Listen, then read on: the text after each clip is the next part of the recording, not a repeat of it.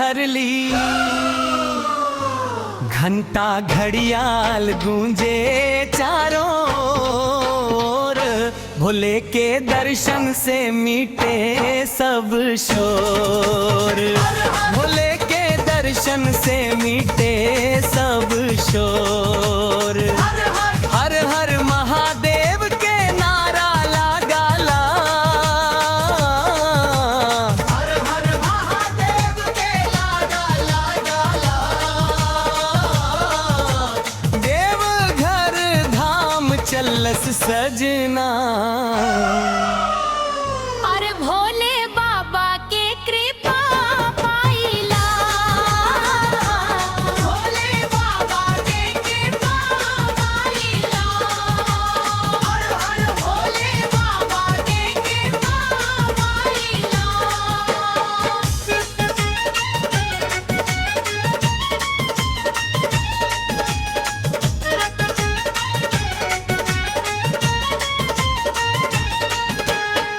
बेलपत्रा धतुरा भांग चढ़ैब, भोले बाबा के चरण में शीश नवैब। श्रद्धा के दीपवा मन में जराई, भोले कृपा से किस्मत चमकाई। जल चढ़ा के सुख समृद्धि पा। जल चढ़ा के सुख समृद्धि पाला। बाबा के मनवा मनाला। अरे अंतर राखे सो मारी पा। भोले राखे सुख समृद्धि पा। हर हर बाबा के नगरा गाना।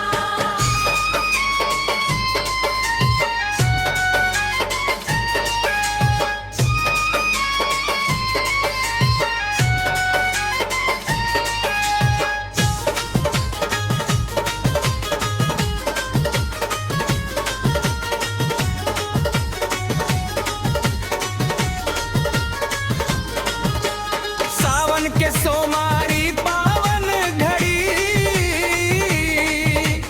भक्तन से भरल बा बाबा के डगरी।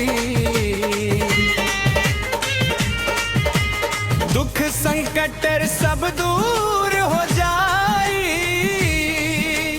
भोलेनाथ के कृपा बरसाई।